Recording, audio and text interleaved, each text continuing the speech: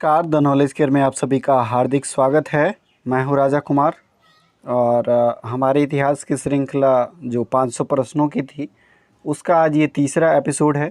2 episode हमने किया है, जिसमें पहले एपिसोड में 1 to 125 यानी 1 से 125 तक हमने प्रश्नों को किया। दूसरे एपिसोड में हमने 126 से 250 तक किया है और आज हम करेंगे 251 से 375 तक। ठीक है, 4 एपिसोड में मैंने इसे ख़त्म करने का निर्णय लिया था और उसे ख़त्म करेंगे हम। ठीक है, चूँकि एग्ज़ाम जो जिनका एग्ज़ाम है आने वाले डेट में, यानी कि अगले महीना 11 दिसंबर 18 दिसंबर को 2 एग्ज़ाम है बिहार का, बहुत महत्वपूर्ण, उसको मद्देनज़र में रखते हुए ये एपिसोड लाया जा रहा है। हालांकि ये एपिसोड सारे एग्ज़ाम के लिए बेनिफिशियल होंगे। ठीक है, चलिए 251 किसके शासनकाल में सर्वाधिक मंगोल आक्रमण हुए थे? तो सबसे ज़्यादा मंगोल आक्रमण अलाउद्दीन खिलजी के समय हुए थे। किसके समय हुए थे? अलाउद्दीन खिलजी के समय। ठीक है, आज हम थोड़ा स्पीड ज़्यादा रखेंगे चूँकि वीडियो थोड़ा सा लंबा हो जाता है डिस्क्रिप्शन देने में, तो आप लोग शायद उसको नहीं देख पाते हैं या आप लोगों के पास समय नहीं होता है, जो भी हो जैसा भी हो। ठीक है, तो थोड़ा सा शॉर्ट रखेंगे आज। 252 निम्नलिखित में से कौन युग्म सही सुमेलित नहीं है? तो मोहम्मद गजनबी के दरबार में अलबरूनी आया था, ये बिल्कुल सही है। मोहम्मद बिन तुगलक के समय मार्को पोलो आया था, नहीं। इसके समय इब्न बतूता आया था। कौन आया था?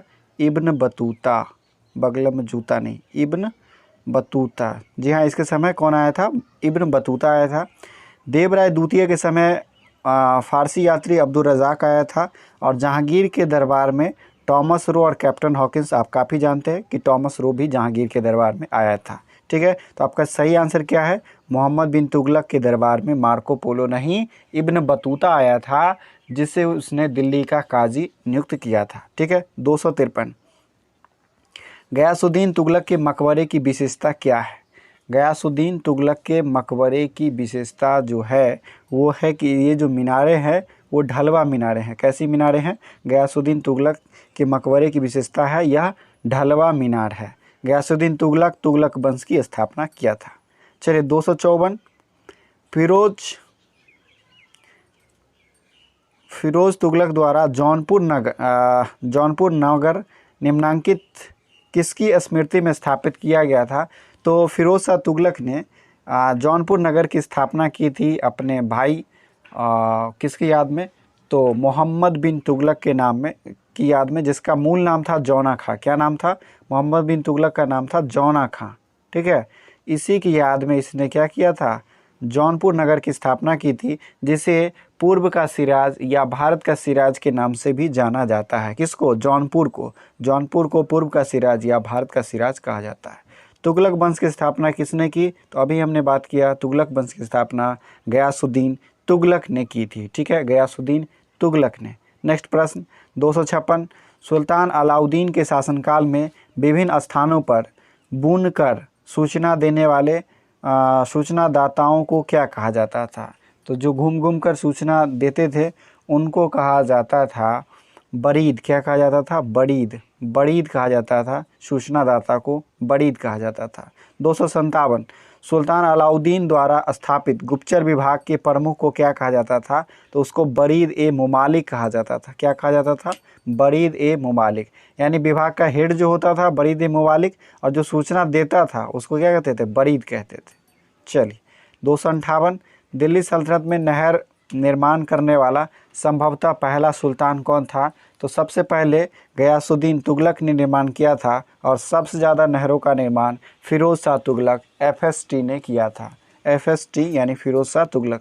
259 निम्न में से किस सुल्तान के विषय में इतिहासकार जियाउद्दीन बर्नी ने लिखा है कि उसके राज्य में शेर एवं बकरा एक ही घाट पर पानी पीते थे? शेर और बकरा एक ही घाट पर पानी पीते थे, ऐसा जियाउद्दीन बर्नी ने कहा है। वह किसके संदर्भ में कहा है? तो वह उसने गयासुद्दीन तुगलक के संदर्भ में कहा है। किसके संदर्भ में कहा है? गयासुद्दीन तुगलक के संदर्भ में। 260 सल्तनत काल के अधिकांश अमीर एवं सुल्तान किस वर्ग के थे? तो सल्तनत काल में सबसे ज़्यादा जो अमीर थे वो थे आपका, कहाँ से थे? तो वो मंगोल थे। कौन थे? मंगोल थे। सबसे ज़्यादा अमीर और सुल्तान मंगोल थे। 261 ईस्ट इंडिया कंपनी कब एक व्यापारिक संगठन से औपनिवेशिक शक्ति बन गई? तो ईस्ट इंडिया कंपनी जो है 1600 ईस्वी में इसकी स्थापना हुई थी कंपनी के रूप में, और यह 1757 के बाद औपनिवेशिक शक्ति बन गई। यहाँ पर उसने अपना राजनीतिक डोमिनेंसी स्थापित करना स्टार्ट किया। 1757 का जो प्लासी का युद्ध हुआ उसके बाद और बक्सर के युद्ध के बाद तो उसने अपनी स्थिति काफ़ी मजबूत कर ली थी। ठीक है। 262 किस देश ने भारतीय कपड़ों के आयात पर प्रतिबंध या भारी शुल्क नहीं लगाया? तो यह जो है हॉलैंड जो कि डच थे, इन्होंने आयात पर प्रतिबंध या भारी शुल्क नहीं लगाया था। डच जो है वो आए थे दूसरे नंबर पर, पहले नंबर पर पुर्तगाली आए थे और डचों ने 1602 में अपनी फैक्ट्री लगाई थी। ठीक है, 1602 में मसूलीपट्टनम में। 263 the economic history of India के लेखक कौन हैं? The economic history of India के लेखक हैं रमेश चंद्र दत्त। कौन है? रमेश चंद्र दत्त। चलिए 264 अस्थाई बंदोबस्त की योजना किसने बनाई थी? तो अस्थाई बंदोबस्त की जो योजना है उसके लिए लॉर्ड कॉर्नवालिस जाना जाता है। कौन जाना जाता है भाइयों? Lord Cornwallis. 265 1853 ईस्वी में भारत में पहली रेल लाइन चालू की गई थी। यह किन क्वेश्चन आदि कंप्लीट किन जगहों के बीच थी? तो यह बम्बई से थाने के बीच चली थी। कब? 16 अप्रैल 1853 को। कब चली थी? 16 अप्रैल 1853 को। और यह सब काम रेल, डाक तार, ये सब आपका डलहौजी के समय हो पाया था। ठीक है। 266 भारत में डाक टिकट सबसे पहले किसने चलाया था? तो प्रश्न आ ही गया, भारत में सबसे पहले डाक टिकट रेल ये लॉर्ड डलहौजी ने चलाया था। 267 निम्नलिखित में कौन सा जोड़ा रैयतवाड़ी बंदोबस्त से संबंधित है? तो जिसने रैयतवाड़ी बंदोबस्त चलाया उसमें से जो आपका सही जोड़ा है वो आपको चुनना है।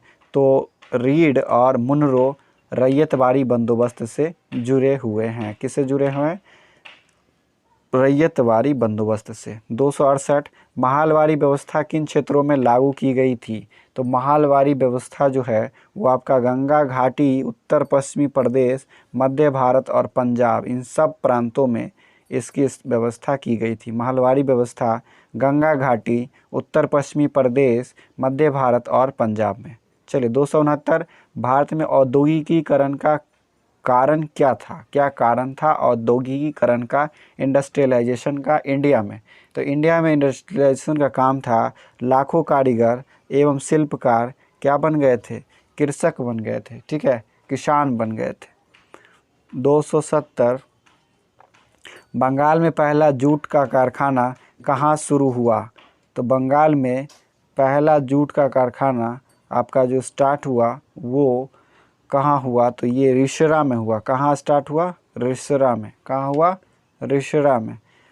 271 poverty and un British rule in India के लेखक कौन है? तो ये दादा भाई नौरोजी हैं। कौन है? दादा भाई नौरोजी हैं। 272 19वीं शताब्दी में किसान समुदाय की गरीबी का प्रमुख कारण क्या था?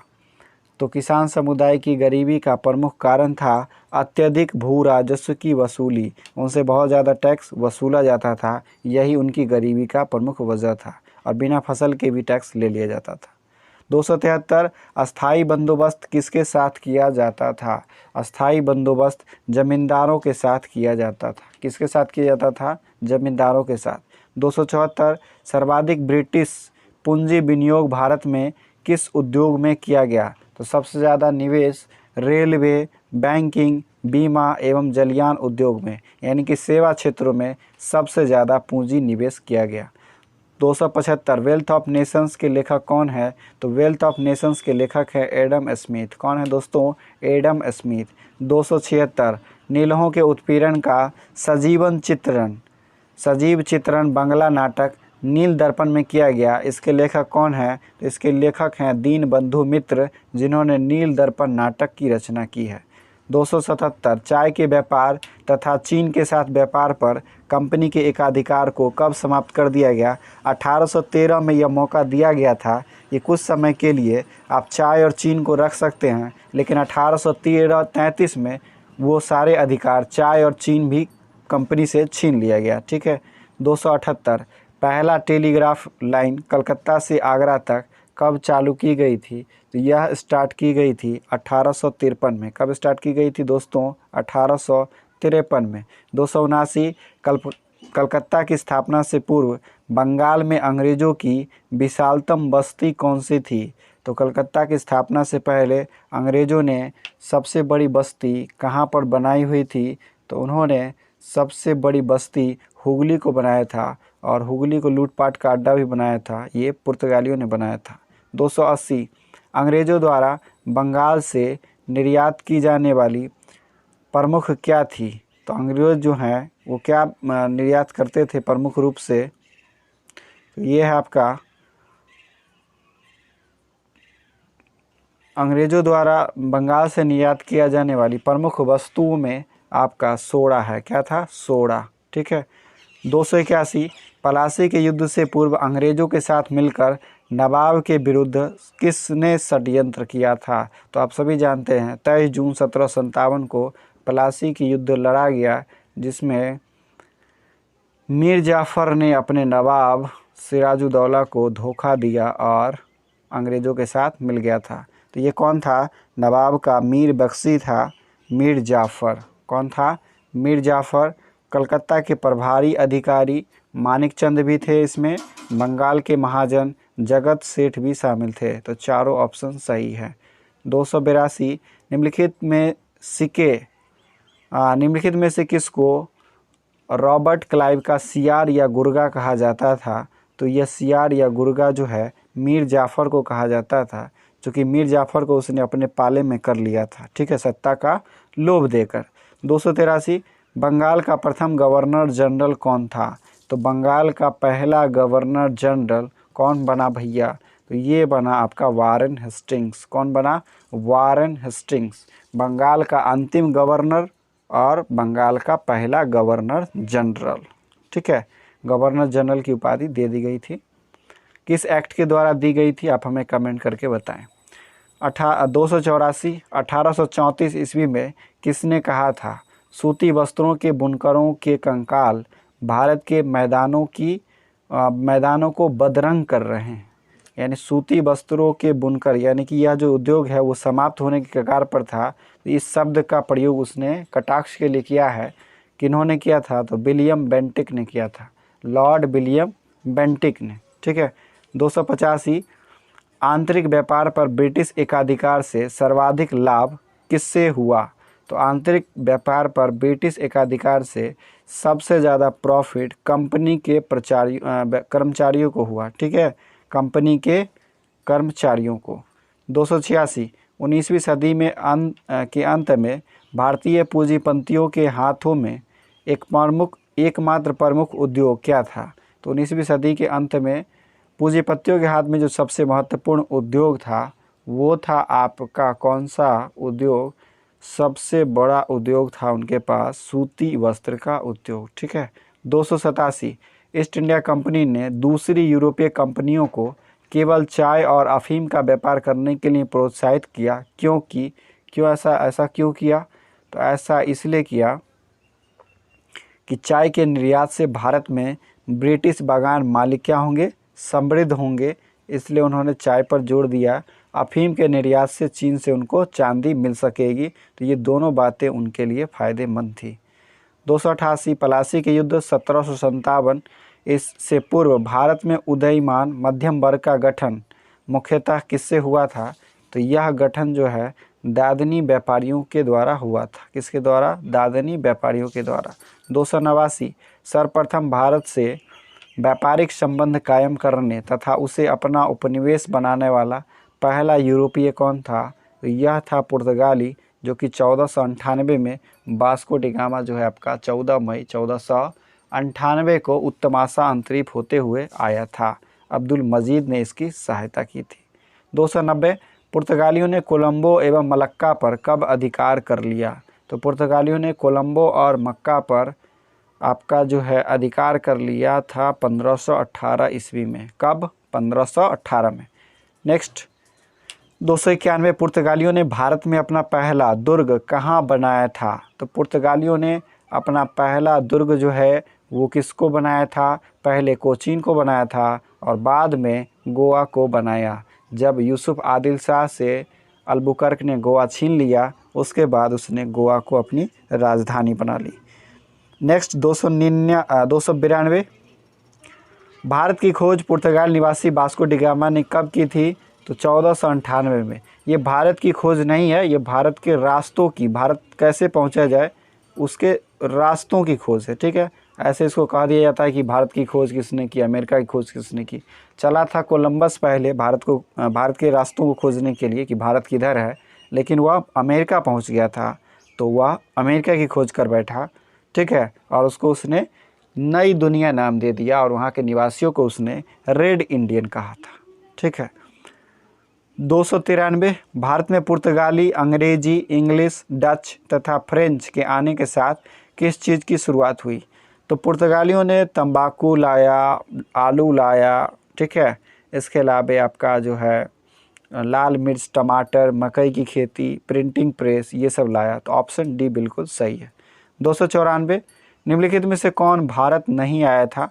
मेगास्थनीज आया था, वास्को डी गामा आया था, पाहियान भी आया था, कोलंबस नहीं आ पाया, वो आना चाहता था लेकिन नहीं आ पाया, अमेरिका चला गया। 295, फ्रांसीसियों ने 1609 ईस्वी में लौंग के उत्पादन के लिए प्रसिद्ध अम्बोयना द्वीप को किससे छीन लिया था? तो फ्रांसीसियों ने लौंग द्वीप के नाम से जो प्रसिद्ध है अम्बोयना द्वीप, उसको छीना था। उसको किससे छीना था ये आपको बताना है। तो उसे अंग्रेज़ों से फ्रांसीसियों ने छीन लिया था। ज़्यादा टक्कर अंग्रेज़ों और फ्रांसीसियों के बीच ही चल रही थी। 296, निम्नलिखित में से नवाब यूसुफ आदिल शाह से अल्बुकर्क ने गोवा प्राप्त किया, कब प्राप्त किया था?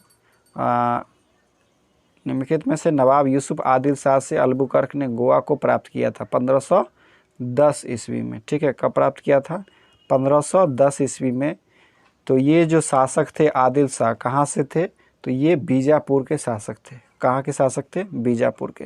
इसके अलावा मैं आपको बता दूं कुलकुट्टा में कुलू कुतुब शाह चल रहा था और बीदर में आपका कौन चल रहा था? बरीद शाही, जिसके संस्थापक थे मोहम्मद अली बरीद नाम है उनका, ठीक है। मलिक अहमद बरीद करके, बरीद ही नाम है, ठीक है, उसी नाम से है। 297, फ्रांसिस्को डी अल्मेडा कौन था? तो फ्रांसिस्को डी अल्मेडा जो था वो भारत में पुर्तगाली वाइसराय था। जी हाँ, पहला पुर्तगाली वाइसराय यही था जिसने ब्लू वाटर पॉलिसी अपनाई थी। 298, भारत में गोथिक स्थापत्य कला का आगमन निम्नलिखित में से किसके आगमन के साथ हुआ? तो गोथिक स्थापत्य कला का संबंध जो है वो स्टार्ट हुआ आपका पुर्तगालियों के आगमन से। किसके आगमन से? पुर्तगालियों के आगमन से। भारत पहुंचने वाला पहला अंग्रेज राजदूत कौन था? तो भारत पहुंचने वाला पहला अंग्रेज राजदूत जो है वो कैप्टन हॉकिंस था, जो कि जेम्स प्रथम का राजदूत था और यह जहांगीर के दरबार में आया था। 300, भारत में प्रथम प्रिंटिंग प्रेस की स्थापना पुर्तगालियों द्वारा कब और कहाँ की गई थी? तो पुर्तगालियों ने प्रिंटिंग प्रेस की स्थापना की 1556 में और गोवा में, चूँकि इन्होंने गोवा को अपनी राजधानी 1510 के बाद ही बना लिया था। अंग्रेज़ों ने भारत में अपनी पहली फैक्ट्री कहाँ और कब स्थापित की थी? काफ़ी महत्वपूर्ण प्रश्न है। यह सूरत में 1608 में उसने स्थापित की थी, ठीक है, सूरत में 1608 में। 302, अंग्रेज़ों ने मद्रास शहर फोर्ट सेंट जॉर्ज, ठीक है, फोर्ट सेंट जॉर्ज की स्थापना कब की थी? तो अंग्रेज़ों ने जो फोर्ट सेंट जॉर्ज है इसकी स्थापना उन्होंने 1600 कब की थी? 1639 ईस्वी में की थी। कब की थी? 1639 ईस्वी में। 303, अवध जो कि लखनऊ वर्तमान में लखनऊ है कि अंतिम नवाब कौन थे? तो इसके अंतिम नवाब थे वाजिद अली शाह। जी हाँ, इनके नाम से एक पार्क भी है, मुझे वहाँ घूमने का एक सौभाग्य प्राप्त हुआ है, वाजिद अली शाह पार्क, ठीक है, जो कि लखनऊ में स्थित है।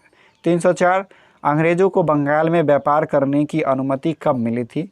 तो अंग्रेज़ों को बंगाल में व्यापार करने की अनुमति भैया इन्होंने प्राप्त कर ली थी 1651 में। किससे कब प्राप्त कर ली थी? 1651 में फर्रुखसियर के द्वारा सुनहरे फरमान जारी करके। 305 अंग्रेजों ने सूतनाती कलकत्ता तथा गोविंदपुर नामक बंगाल के 3 गांवों की जमींदारी कब प्राप्त की थी? तो इन्होंने सूतनाती कलकत्ता और गोविंदपुर नामक बंगाल के 3 गांवों की जो जमींदारी है ये प्राप्त की थी आपका 1698 में। कब प्राप्त की थी? 1698 में। कोलकाता शहर का संस्थापक कौन था? जॉब चार्नक को कोलकाता शहर का संस्थापक माना जाता है। उड़ीसा का ली कार्बूजियर को माना जाता है। ठीक है। भोपाल का चार्ल्स कोरिया शायद नाम है उसका, उसको जाना जाता है। ठीक है। अभी जानिए कोलकाता का संस्थापक कौन था? जॉब चार्नक। 306 2।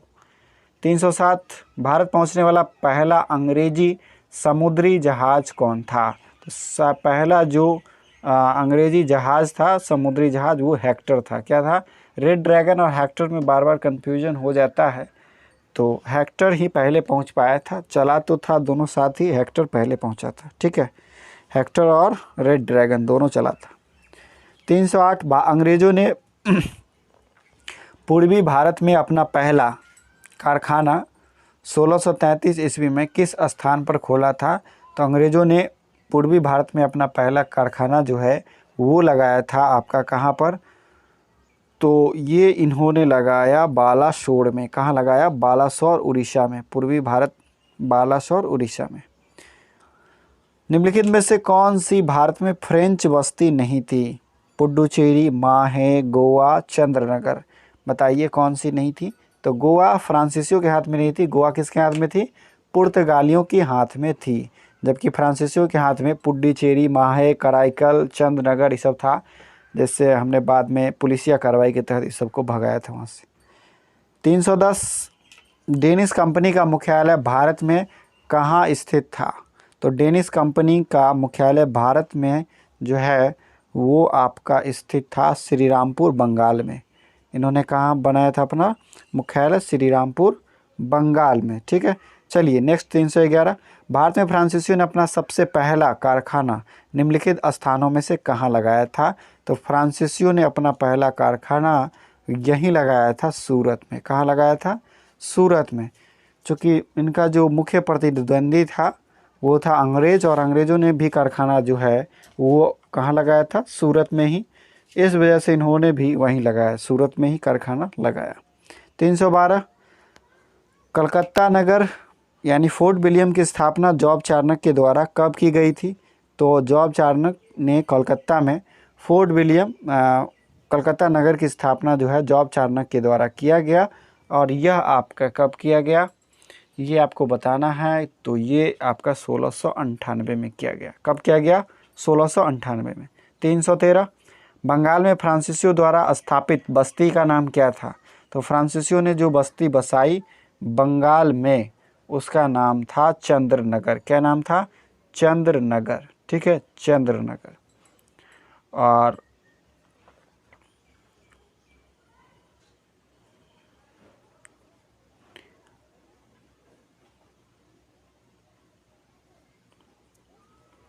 चलिए नेक्स्ट प्रश्न 314 फ्रांस ने डैश में भारत से रूट करके चंद्रनगर को वापस कर दिया था। तो फ्रांस ने कब चंद्रनगर को वापस किया था?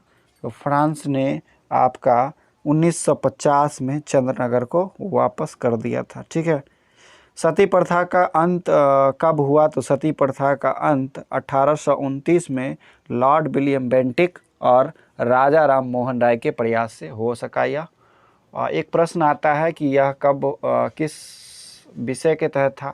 तो 1829 का एक चार्टर था, चैप्टर 29 और विषय 17 था, उसके तहत इसको समाप्त किया गया था।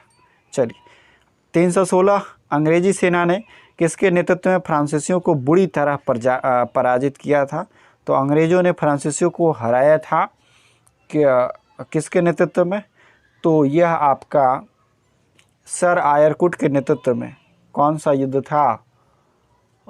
फ्रांसीसियों को वांडीवास किया था, नहीं, बेदरा के युद्ध में डचों को हराया और फ्रांसीसियों को 1760 में कौन सा युद्ध हुआ? बांडीवास के युद्ध में हराया। 317 आयरकुट के नेतृत्व में। 317 निम्न में से किस पुर्तगाली यात्री ने मालाबार तट की खोज की थी? तो मालाबार तट की खोज आपका वास्को डी गामा ने किया था। वह केरल के कालीकट बंदरगाह पर पहुंचा था। राजा जमोरिन ने उसका स्वागत किया था। ठीक है, जमोरिन उपाधि थी, सुमड़ी नाम था मूल नाम राजा का। 318 यूरोपीय व्यापारिक कंपनियों में से कौन सबसे अंत में भारत आए? तो सबसे अंत में भारत आने वाले हैं स्वीडिश, लेकिन ऑप्शन के हिसाब से फ्रांसीसी हैं। फ्रांसीसी कब आए भैया? 1616। ब्रिटिश का कंपनी की स्थापना 1600, डेनिश की स्थापना 1616, डच की स्थापना 1602, पुर्तगाली की स्थापना 1498, स्वीडिश की स्थापना 1731। सब बता दिया हमने। स्वीडिश सबसे आखिरी में, लेकिन ऑप्शन के हिसाब से फ्रांसीसी बिल्कुल सही है भैया। चलिए 319 भारत में अंग्रेजों द्वारा सर्वप्रथम जिस किले को बनवाया गया था वह कौन सा किला था? वह जो था वो सेंट जॉर्ज का किला था। ठीक है, जो 1698 में बनाया गया। 320 ईस्ट इंडिया कंपनी की परमिटों को प्रयोग करने की वैलिडिटी एक राजकीय आदेश पर निर्भर करती थी और वह आदेश किसने पारित किया था? तो वह सुनहरा फरमान फर्रुखसियर ने दे दिया था। किसने दिया था? फर्रुखसियर ने। 321 ईस्ट इंडिया कंपनी के एक छत्र राज्य को कब ब्रिटिश हुकूमत के नियंत्रण में लाया गया? तो ईस्ट इंडिया कंपनी का जो एकाधिकार है उसको ब्रिटिश लगाम लगाया गया उस पर 1773 के रेगुलेटिंग एक्ट के द्वारा। किस एक्ट के द्वारा? 1773 के रेगुलेटिंग एक्ट के द्वारा। इसके तहत कलकत्ता में एक सुप्रीम कोर्ट की स्थापना भी की थी और सर एलिजा एम्पे जानते हैं आप, मुख्य न्यायाधीश थे और उसमें चेस्टर, लिनेस्टर और हाइडे 3 अन्य न्यायाधीश थे। 322 1498 में वास्को डी गामा भारत में किस स्थान पर पहुंचा जहां के हिंदू राजा जमोरिन ने उसका स्वागत किया था? तो वह कालीकट के बंदरगाह पर पहुंचा था। ठीक है, कालीकट पहुंचा था। 323 अंग्रेजों ने भारत में अपनी कंपनी की स्थापना किसकी अनुमति से की थी? तो अंग्रेजों ने भारत में अपनी कंपनी की स्थापना जो है वो उन्होंने किसके मदद से किया था? किसने उसको ऑर्डर दिया था? बताइए, किसने उसको ऑर्डर दिया था? ये ऑर्डर औरंगजेब से उन्होंने प्राप्त किया था। किससे प्राप्त किया था?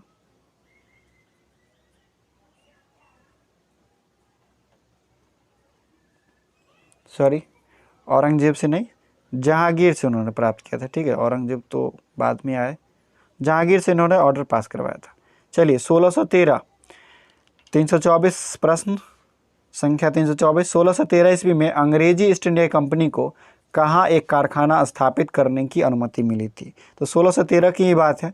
तो सबसे पहले इन्होंने जो कारखाना स्थापित करने का ऑर्डर है वो सूरत में लिया था। कहाँ लिया था? सूरत में। चलिए 325 इंग्लैंड के जेम्स प्रथम के राजदूत सर टॉमस रो किसके दरबार में आए थे? जहांगीर के दरबार में आए थे। कब आए थे? तो वो जेम्स प्रथम के राजदूत बनकर आए थे और ये आए थे आपका कब? ये आपका आए थे भैया 1614 ईस्वी में, सॉरी 1615 ईस्वी में। कब आए थे? 1615 ईस्वी में। 1615 ईस्वी में आए थे। प्लासी का युद्ध कब लड़ा गया? 23 जून 1757 को। ठीक है। 327 सिराजुद्दौला और अंग्रेज़ों के बीच किस वर्ष अलीनगर की संधि हुई?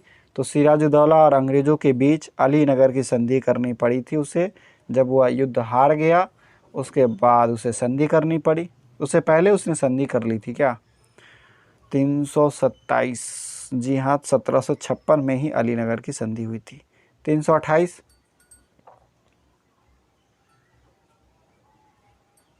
सॉरी 1757, जी हाँ, प्लासी के युद्ध में हारने के बाद ही उसे अलीनगर की संधि करनी पड़ी।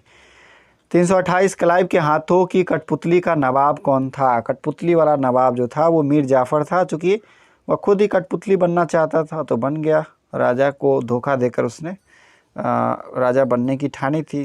तो ऐसा कितना दिन चलेगा? 329 बक्सर का युद्ध कब लड़ा गया? तो बक्सर का युद्ध 22 अक्टूबर 1764 को लड़ा गया। कब लड़ा गया?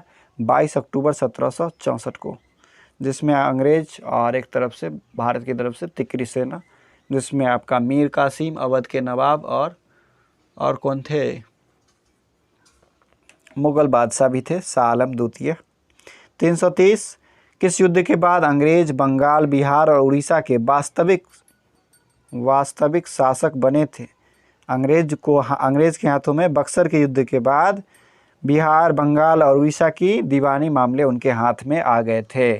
तो बक्सर के युद्ध के बाद, जो कि 22 अक्टूबर 1764 को लड़ा गया। 331 बेसिन की संधि 1802 में किनके बीच हुई? तो बेसिन की संधि 1802 में किसके किसके बीच हुई? बाजीराव द्वितीय और अंग्रेज के बीच। बाजीराव द्वितीय और अंग्रेज के बीच। चलिए 332 औपचारिक रूप से कंपनी की उपनिवेश संबंधी प्रणाली किसके साथ शुरू हुई? कॉलोनियल सिस्टम कब बनाया गया? किस युद्ध के बाद? तो कॉलोनियल सिस्टम जो है भैया वो आपका बक्सर के युद्ध के बाद स्थापित हुई। वर्ष 1764 में बक्सर के युद्ध में अंग्रेजों ने किसको पराजित किया? तो अंग्रेजों ने मुगल बादशाह शाह आलम द्वितीय को, अवध के नवाब सिराजुद्दौला को और बंगाल के नवाब मीर कासिम को। बंगाल का नवाब हालांकि रहा नहीं था, वो उसे हटा दिया गया था और पदस्थ कर दिया गया था और फिर से मीर जाफ़र को बना दिया गया था। तो तीनों ने मिलकर लड़ा था युद्ध। अवध के नवाब सिराजुद्दौला, मुगल के बादशाह शाह आलम द्वितीय और अपदस्थ नवाब मीर कासिम। 334 पलासी के युद्ध में सिराजुद्दौला के साथ विश्वासघात करने वाले 2 व्यक्ति कौन थे? मीर जाफ़र तो था ही, मीर जाफ़र के अलावा एक व्यक्ति का नाम आपको बताना है। तो मीर जाफ़र के अलावे राय दुर्लभ भी था, जो कि विश्वासघात में शामिल था। 335 वर्ष 1757 की पलासी की लड़ाई में रॉबर्ट क्लाइव के नेतृत्व में अंग्रेजों ने किसको हटाकर अंग्रेजी राज्य की नींव भारत में मजबूत की थी? तो उसने सिराजुद्दौला को हराया था। ठीक है, सिराजुद्दौला को हराया थोड़ी था, वो तो धोखाधड़ी हुआ। चलिए, वर्ष 1760 ईस्वी के किस युद्ध में अंग्रेजों ने फ्रांसीसी सेना को हराकर उनकी शक्ति को भारत में पराया समाप्त कर दिया? सर आयरकुट के नेतृत्व में यह युद्ध लड़ा अंग्रेजों ने और वांडीवास के युद्ध में फ्रांसीसियों का वास कर दिया। ठीक है, फ्रांसीसियों का हैंड वास कर दिया। 337 पे आइए। बक्सर के युद्ध का क्या कारण था? बक्सर के युद्ध का कारण था कि उसे मीर जाफ़र को अंग्रेज़ों ने हटा दिया था। मीर कासिम ने अंग्रेज़ों के विरुद्ध शाह आलम द्वितीय और सिराजुद्दौला का सहयोग लिया था, चूँकि उसे हटा दिया गया था राजा के पद से। चलिए, east India company 338 east India company और बंगाल के नवाब के बीच पलासी का युद्ध हुआ। तो उस समय मुगल सम्राट कौन था? तो उस समय मुगलों के राजा कौन थे? उस समय मुगलों के राजा आलमगीर द्वितीय थे भैया। कौन थे? आलमगीर द्वितीय थे। जबकि बक्सर के युद्ध के समय शाह आलम द्वितीय थे। ठीक है, आलमगीर द्वितीय थे पलासी के युद्ध के समय। ठीक है, चलिए 339 ईस्ट इंडिया कंपनी पर संसदीय नियंत्रण कब स्थापित किया गया? तो ईस्ट इंडिया कंपनी पर संसदीय नियंत्रण बोर्ड ऑफ कंट्रोल सिस्टम 1773 में स्थापित कर लिया गया। अंग्रेज़ों को बंगाल में पहली फैक्ट्री की स्थापना करने की अनुमति किसने दी थी? तो वो जहांगीर ने दी थी। जहांगीर थे उस समय। 1613 में सूरत में इन्होंने फैक्ट्री स्थापित करने की मंजूरी दी थी। ठीक है। प्रश्न क्या है? प्रश्न है आपका बंगाल में। ठीक है, सॉरी, बंगाल की बात है तो बंगाल में शाह सूजा से इसने क्या किया था? ऑर्डर पास करवाया था। चलिए दोस्त 341 बंगाल का नवाब मीर कासिम अपनी राजधानी मुर्शिदाबाद से हटाकर कहाँ ले गया था? तो मुर्शिदाबाद से हटाकर यह अपनी राजधानी मुंगेर ले गया था। समझा? अंग्रेज़ों से बचने के लिए मीर कासिम ने चालाकी की थी कि मुर्शिदाबाद ले जाते हैं, अंग्रेज़ हमें तंग नहीं करेंगे। इसके बाद अंग्रेज़ों ने इसको हटा दिया। अच्छा, तो चालाक बनता है। 342 1857 की क्रांति का सूत्रपात किस स्वरूप में हुआ? तो इसे बहुत सारे लोग सिपाही विद्रोह, ठीक है, म्यूटनी मूवमेंट के नाम से कह देते हैं। हालांकि बीडी सावरकर ने इसे भारतीय स्वतंत्रता का पहला संग्राम माना था। ठीक है। 343 1857 के विद्रोह के दौरान कानपुर में विद्रोही सेना का नेतृत्व किसने किया था? तो कानपुर में विद्रोही सेना का नेतृत्व नाना साहब ने किया था। जी हाँ, नाना साहब। एक प्रश्न आता है नाना साहब और तात्या टोपे में आप कंफ्यूज कर जाते हैं। तात्या टोपे सैनिक के रूप में थे, ठीक है, और मुख्य नेता कौन थे? नाना साहब थे। चलिए 344 है भैया। बिहार में निम्न में से किस स्थान से 1857 की क्रांति स्टार्ट हुई? तो बिहार का जो क्षेत्र है वो कौन सा है? वो है आपका रोहिणी। कहाँ से स्टार्ट हुई? रोहिणी से स्टार्ट हुई। 344 ऑप्शन बी बिल्कुल सही है, रोहिणी से। वैसे आरा बहुत ज़्यादा फेमस है बाबू वीर कुंवर सिंह के लिए। जगदीशपुर। निम्न में से किसने बिहार में 1857 की क्रांति का नेतृत्व किया? तो कुंवर सिंह ने। किसने नेतृत्व किया? कुंवर सिंह ने, ठीक है। काफ़ी इंपॉर्टेंट क्वेश्चन। 346 निम्न में कौन 1857 में क्रांतिकारियों के विरुद्ध लड़ा और बाद में भारतीय राष्ट्रीय कांग्रेस की स्थापना भी की? ये थे आपका ए.ओ. ह्यूम। कौन थे? ए.ओ. ह्यूम, जो कि अंग्रेज सेनापति थे। इन्होंने भारतीय राष्ट्रीय कांग्रेस की स्थापना की, ठीक है। 347 निम्न में से कौन एक 1857 ईस्वी की क्रांति का तत्कालिक कारण है? तत्कालिक कारण माना जाता है चर्बी वाले कारतूस को। चर्बी वाले कारतूस को तत्कालिक कारण माना जाता है, हालांकि ढेर सारे कारण थे। 348 निम्न में से कौन 1857 की क्रांति का परिणाम था? 1857 की क्रांति का परिणाम था कि ईस्ट इंडिया कंपनी क्या हो गया? इसका जो शासन है वो कहाँ चला गया? ब्रिटिश क्राउन के अधीन चला गया। नहीं, 1857 की क्रांति के बाद महारानी के हाथों में, ब्रिटिश क्राउन के हाथ में शासन चला गया, ठीक है। 349 भारतीय पुनर्जागरण का पिता किसे कहा जाता है? तो राजा राम मोहन राय को कहा जाता है। राजा राम मोहन राय को कहा जाता है। आधुनिक भारत का निर्माणकर्ता भी इसे कहा जाता है। निम्न में किसके प्रयासों के कारण लॉर्ड विलियम बेंटिक ने 1829 ईस्वी में कानून बनाकर सती प्रथा का उन्मूलन कर दिया? राजा राम मोहन राय के नेतृत्व में। 351 हेनरी बेबियन डिरोजियो ने युवाओं के लिए 1809 ईस्वी में कौन सा आंदोलन चलाया था? यंग बंगाल आंदोलन। यंग बंगाल आंदोलन 1809। हेनरी बेबियन डिरोजियो। क्या नाम है? हेनरी बेबियन डिरोजियो। हेनरी बेबियन डिरोजियो। चलिए 352 निम्न में से किसे लोक हितवादी कहा जाता है? गोपाल हरि देशमुख को। गोपाल हरि देशमुख को। गोपाल हरि देशमुख को। अलीगढ़ी आंदोलन के प्रणेता कौन थे? अलीगढ़ी आंदोलन के प्रणेता कौन थे? अलीगढ़ी आंदोलन के प्रणेता थे सर सैयद अहमद खां। कौन थे? सर सैयद अहमद खां। 1893 के शिकागो धर्म संसद का संबोधन और बाद में रामकृष्ण मिशन की स्थापना स्वामी विवेकानंद ने की। किसने की? स्वामी विवेकानंद ने। हाल ही में 11 सितंबर को याद भी किया गया इस बात की चर्चा। 11 सितंबर 1893 को शिकागो के धर्म संसद के सम्मेलन में इन्होंने भाग लिया था। किस महिला के सहयोग से भाग लिया था? क्या आप जानते हैं तो बताएं कमेंट करके। 355 1875 ईस्वी में बम्बई में आर्य समाज के संस्थापक कौन थे? तो बम्बई में आर्य समाज के संस्थापक कौन थे भैया? बम्बई में आर्य समाज के संस्थापक स्वामी दयानंद थे, जिन्होंने गो बैक टू वेदास, ठीक है, आर्य समाज की स्थापना 1875 में स्वामी दयानंद ने की और उन्होंने वेदों की और लौटो नारा दिया था। वेदों की और लौटो, ठीक है। और पहली बार स्वराज शब्द का इस्तेमाल इन्होंने ही किया था, स्वामी दयानंद सरस्वती ने। 356 19वीं शताब्दी के मध्य में बिहार का कौन सा स्थान बहावी आंदोलन का केंद्र था? बहावी आंदोलन का केंद्र था पटना। बहावी आंदोलन का केंद्र था पटना। हिंदू विधवा पुनर्विवाह कानून कब पारित हुआ? हिंदू विधवा पुनर्विवाह कानून कब पारित हुआ? जी हाँ, हिंदू विधवा कानून जो है यह आपका कब पारित हुआ? 1856 ईस्वी में। कब पारित हुआ? 1856 ईस्वी में। 1856 ईस्वी में। और विधवा पुनर्विवाह के प्रणेता कौन है? Ishwar Chandra Vidyasagar. 358 All India Depressed Class Association और बहिष्कृत हितकारिणी सभा जैसे संगठनों की स्थापना किसने की? डॉक्टर भीमराव अंबेडकर ने। किसने की? डॉक्टर भीमराव अंबेडकर ने। अलीगढ़ मुस्लिम विश्वविद्यालय की स्थापना किसने की?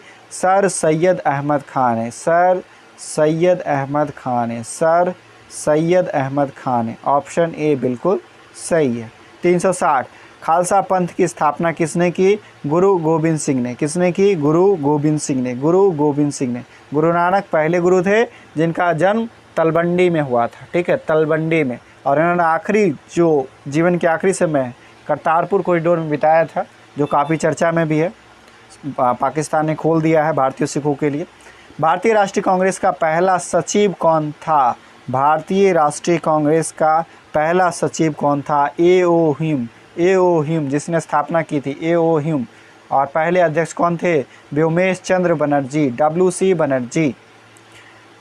1904 ईस्वी में क्रांतिकारियों की गुप्त सभा अभिनव भारत का गठन किसने किया था? अभिनव भारत का गठन B.D. सावरकर ने किया था। किसने किया था? B.D. सावरकर ने। 1906 में गठित डिप्रेस्ड क्लास मिशन सोसाइटी के पहले प्रेसिडेंट कौन बने? पहले प्रेसिडेंट कौन बने? पहले प्रेसिडेंट चंद्रावरकर बने। कौन बने? चंद्रावरकर, ठीक है। 364 इंग्लैंड में आरंभिक भारतीय राष्ट्रीय कांग्रेस के नेता किस पत्र का प्रकाशन करते थे? तो ये प्रकाशन करते थे किस पत्र का? पत्र था इंडिया। इंडिया, जी हाँ, इंग्लैंड में करते थे इंडिया नामक पत्र का प्रकाशन। निम्नलिखित में से किसने काकोरी कांड में मुकदमे का सामना नहीं किया? तो काकोरी कांड में मुकदमे का सामना चंद्रशेखर आज़ाद ने नहीं किया। उन्होंने खुद को अल्फ्रेड पार्क में गोली मार ली और अंततः आज़ाद थे और आज़ाद ही रहे। उन्होंने जो संकल्प लिया था उसे पूरा किया। 366 बम का दर्शन किसने लिखा है? बम का दर्शन भगवती चंद्र चरण बोहरा ने लिखा है। B.C. बोहरा ने, भगवती चरण बोहरा ने लिखा है। 367 निम्नलिखित में से भारत सरकार के किस एक्ट में मुसलमानों के लिए पृथक निर्वाचन व्यवस्था को स्वीकृति दे दी गई थी? यह था 1919 का अधिनियम। जी हाँ, 1919 का मार्ले मिंटो अधिनियम। और 1919 का जो था उसे मॉन्टेग्यू चेम्सफोर्ड सुधार कहा जाता है।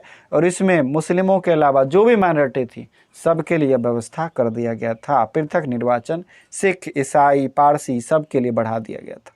तो सांप्रदायिकता का बीज को डाला गया 1909 में और उसे मजबूती प्रदान कर दी गई 1919 के मॉन्टेग्यू चेम्सफोर्ड एक्ट के द्वारा। 368 अखिल भारतीय मजदूर संघ कांग्रेस के बम्बई के प्रथम अधिवेशन के अध्यक्ष कौन थे? तो अखिल भारतीय मजदूर संघ में पहले इसके अध्यक्ष थे आपका लाला लाजपत राय। कौन थे? लाला लाजपत राय। हरिपुरा जहां भारतीय राष्ट्रीय कांग्रेस का 1938 में अधिवेशन हुआ था और जिसमें कौन चुनकर आए थे? सुभाष चंद्र बोस। सुभाष चंद्र बोस 1939 में भी वो चुने गए थे त्रिपुरी अधिवेशन के लिए। हालांकि उन्होंने वहां पर इस्तीफा दे दिया महात्मा गांधी के विरोध के बाद, चूँकि उन्होंने पट्टाभी सीतारामैया जो कि महात्मा गांधी के कैंडिडेट थे उनको हराया था। इस वजह से बापू ने कहा था कि यह सीतारामैया की हार नहीं, मेरी हार है, ठीक है। तो मजबूरन उन्होंने इस्तीफा दे दिया था। यह जो हरिपुरा है वह आपका कहाँ पड़ता है? हरिपुरा आपका गुजरात में पड़ता है। 370 बाबा रामचंद्र ने कहाँ पर किसानों को संगठित किया था? तो बाबा रामचंद्र ने अवध में किसानों को संगठित किया था। 371 नमक सत्याग्रह के समय गांधी जी के गिरफ्तार कर लिए जाने पर आंदोलन के नेता का स्थान किसने ग्रहण किया? तो उसके बाद अब्बास तैयब जी ने इस आंदोलन को संभाला था, ठीक है। 372 भारत छोड़ो प्रस्ताव का लेखक कौन था? तो भारत छोड़ो प्रस्ताव का लेखक जवाहरलाल नेहरू थे। कौन थे? जवाहरलाल नेहरू। 373 निम्नलिखित पर विचार कीजिए। राजगोपालाचारी फार्मूला, बेबल योजना, कैबिनेट मिशन, माउंटबेटन योजना। तो कैबिनेट मिशन तो 1946 में आया था, बेबल प्लान 1945 की बात है, माउंटबेटन तो 1947 में आया था देश को आज़ाद कराने। तो उस हिसाब से पकड़िए, राजगोपालाचारी तो बाद में आए होंगे, ठीक है। नहीं, राजगोपालाचारी फार्मूला ही पहले है। चलिए कब आया ये मुझे नहीं पता है, अगर आपको जानकारी है तो बताएं, ठीक है। Rajagopalachari 1, Bible plan 1945 2, cabinet mission 1946 और माउंटबेटन योजना 1947। ऑप्शन ए बिल्कुल सही है। 374 भारत की स्वतंत्रता के समय भारतीय राष्ट्रीय कांग्रेस के अध्यक्ष कौन थे? JB कृपलानी। कौन थे? JB कृपलानी। 375 और आज का आखिरी प्रश्न, 375। भारतीय संविधान के अनुसार भारत के राष्ट्रपति पर महाभियोग के लिए दोनों सदनों द्वारा निम्न बहुमत पारित किया जाना चाहिए। तो उनको हटाने के लिए 2/3 बहुमत से ही पारित किया जाएगा, तभी उन पर महाभियोग लग सकता है अनुच्छेद 61 के तहत। तो ये पॉलिटी का प्रश्न इसमें घुसा दिया कैसे भाई। तो आज के लिए इतना ही, मिलते हैं नेक्स्ट वीडियो में और अगले एपिसोड में हम पूरे 500 तक पहुंच जाएंगे और हमारा एपिसोड समाप्त हो जाएगा। तो इस वीडियो को अपने दोस्तों के साथ भी शेयर करें ताकि उनको लाभ मिल सके। धन्यवाद।